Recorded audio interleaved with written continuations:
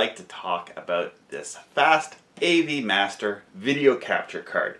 This is the card I bought in the early 2000s and ran on Windows 98. And it's a huge honkin' video capture card.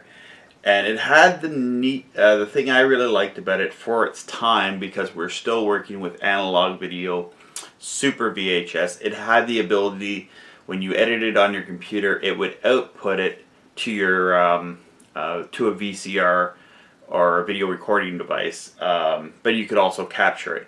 Now, back in these days, at least in the early 2000s, hard drives were, I think I just got a 40 gigabyte hard drive, so editing video in MPEG 2, it wasn't like video today where you have H.264, MPEG 4. It was very taxing on the system. So so this is what I used at school. I actually got turned on with this company, Fast, the Art of Digital Media, right there. They were a company that did another device which was called the VM Studio, and that was actually where I first got my first chance to ever edit video in a non-linear setting. And I can't fathom how much the thing cost. And I remember at school it had an 8 gigabyte, this is 1995, 8 gigabyte hard drive to edit video on. And it's like, well, you gotta have it this quality because it's Betacam quality. What's Betacam now, eh? But anyway, so I'll do an unboxing of this and we'll take a look at it. And I don't have a computer. That's the one thing. I'd love to try this thing out. Here, I'm going to show you the back of the box there. I'd love to be able to put this into a big desktop. Like, I'm not going to fit it into my little laptop computer over here. Unfortunately, the Amiga won't handle it. I need at least a quad-core computer. I don't know if I'd have to track down Windows XP to make this thing run. I don't know if I can make this thing work in a later version of Windows. It's just something that is a bit of nostalgia for editing. Oh yeah, it came with ULEAD Media Studio. That was the editing program that I used back in the day on Windows, which I really liked, and it's, you know, surpassed its usefulness now. I really enjoyed that program for editing video. Simple, you know, it had a bit of a professional edge to it, but it was simple enough to do. And it had other software like Mediator and Cool 3D. I never used that. I'm not a big animation guy. I know there's people out there that are big into animation. Just me, I just want to, you know, cut video clips and do that. Yeah, so for Windows 95 and Windows NT, for E, IDE, and SCSI hard drives, probably would work with, this is before we had the newer ones. Recording 2 gigabyte, Windows 98 and NT. Professional audio and video. Used to, even with this one, with my slower compact computer that I ran this thing off of, I remember it, sometimes you make your video clips longer than 5 minutes, the audio would go out of sync. That was a big problem we had. So, well, this thing actually, I'm surprised, it has NTSC, PAL, and Scream. So, here's a look at what the timeline of the video editor. And then it came with its own capture program for capturing video, which I thought was really neat because you could even take stills off of the clips. I guess you can do that now on VLC, but for its time, it was like a really nifty program. So I'll do an unboxing of this card. I just want to mention also, that was my workhorse for most of the early 2000s. I also got this, and I thought, is there something wrong with this? Because the ATI TV All-in-Wonder, it had some issues with deinterlacing video, which I didn't know. A lot of people didn't know anything, but like, why is video on a computer look like crap? Well, people, a lot of these had like a lot of problems with deinterlacing, so you get the blur when you'd watch it on a computer screen, which is usually not an interlaced screen, it's a progressive scan screen, which a lot of computers are. So a lot of these, I remember having that. Another one I have, this is one I got, it's called DVD Express. Mainly the idea for this was to capture DVDs and put them over to, there's the ports on it there. And I use this quite a bit, and the neat thing with this device, I was able to, with my computer, is just basically hit record and it would transfer all my video straight to a DVD. So that was another thing. I actually have the other model. My grandfather had the better model. My grandfather in his 70s got into computers and video editing as well, and then he got kind of hardcore into it too. So he had the other version of that. And this came with what is it?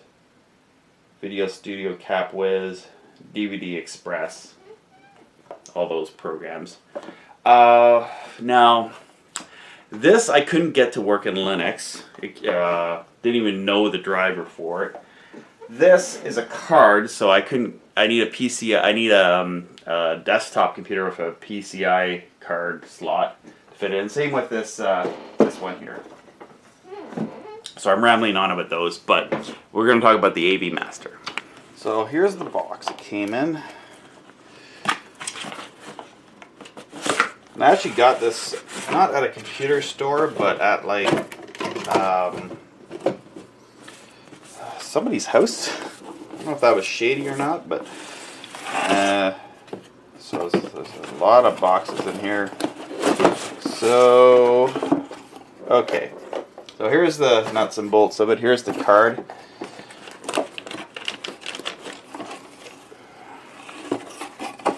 So I'll show that first. Got it in this paper here.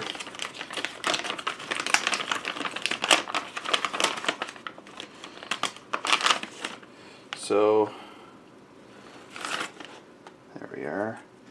So video capture cards were huge. Like this, to fit this in, I don't know if there's video cards for the gamers out there that would know about this, but it has like monster chips. Like I got the EasyCap is what I've used recently, and I don't know if just all this technology is just into the EasyCap's card now. And it's quite dusty on the back. Maybe I should clean that off. Someone could suggest what a good like for cleaning a board off would, like, you know, maybe if you wanted to get the dust off of it to help preserve it. It's like a gold-plated thingy there. So here's the ports. It has video in and video out. So it has S-Video in and out. It has the audio out and the headphone jack audio out and the headphone jack audio in. Oh, this is a video out. So this thing only took video via S-Video. I think, if I'm understanding this correctly. So there's the card part of it. Yeah, so it takes these PCI, and then I remember just having to move the wires around inside the computer just to get this thing in there to work properly. I mean, it was big. Like some of the videos that I did from earlier on in my YouTube channel, this is probably what I would have used. High Octane Basement Wrestling, I was using this still. Even though I had a digital camcorder, I found I was still going analog to digital. Back to analog is how we were doing it back even in the early 2000s. So I'm going to set that there. And I'll show you what else is inside this thing here. So it came with this ULEAD Media Studio, which I believe this company is owned by Pinnacle now. A lot of them, like, is all like the Dazzles and all that, I think are all owned by Pinnacle. This little, oh yeah, so this is how you would get your, if you didn't have S-Video, it had this little adapter thingy here to transfer your video to you know, your component output. Data disc, just probably what this is a DVD. So it's probably a bunch of videos that I backed up. Came with a mediator disc, Now remember this program, I believe. Do I have the registration thingy? Wow, it takes 2 CDs. Yeah, it was 2 CDs because it was a pretty big program for its time. It did a lot of things. There's ULEAD Cool 3D. Never really even opened this and put it in my computer. I think I probably would have installed it, but so you could do all these 3D graphics and neat things at the time. It's a little video guide book thingy. Here is the AV Master installation CD for Windows 3.1. I had an upgrade. Maybe that's what that thing is too. I bought an upgrade for this thing. And I have my code to enter in for the Media Studio version 1. Registration cards.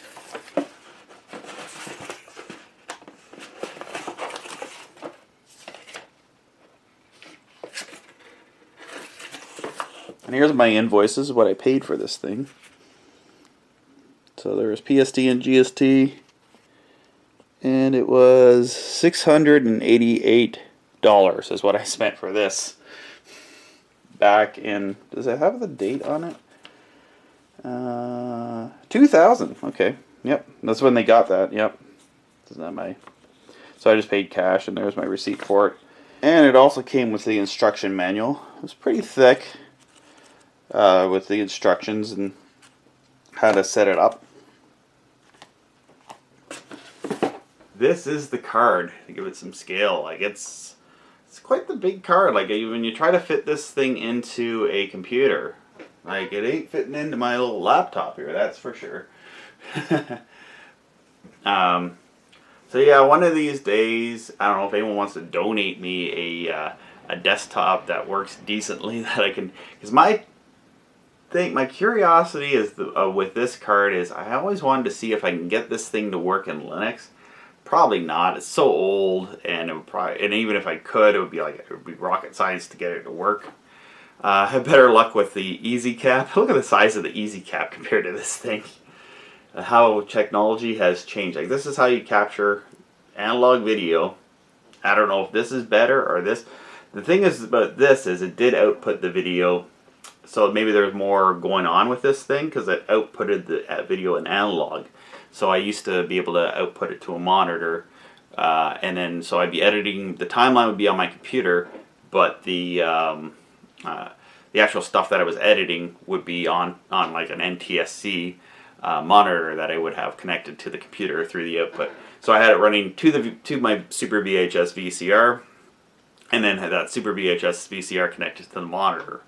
So I could, when I was done editing my project, I could just play it back, hit record on my tape, and usually when I was filling up my Super VHS tape that I'd be editing onto, I get about 5, with the 840 gig hard drive or whatever I was using at the time, I'd do about 5 minutes of video, where now I can edit an hour, a couple hours, and not worry. We're back in the early 2000s. You know, it was very... It's how the technology has changed compared to them. So please like, share, and subscribe.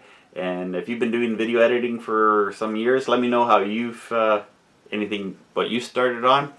Another thing I'd like to mention, since I got the Amiga in the background, I did do a little bit of use of the toaster box, the video toaster.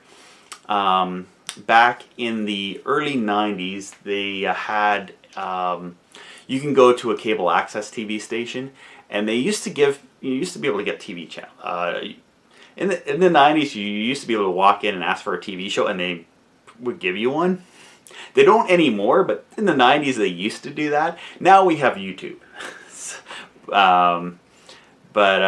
Yeah, so I don't know what it's like in the States, but I remember, here in Canada, it used to be you could almost walk in and ask for, write up a proposal for a TV show, and they would, if you had enough people willing to do it, they give you a TV show.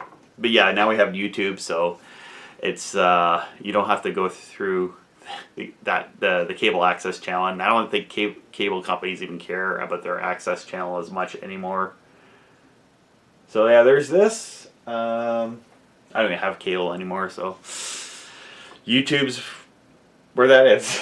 I did like the like back in the 90s when cable access was kind of like what YouTube is now. I liked it. I mean, I had no problems with it. Sorry, I'm rambling on here. All right, thanks for watching.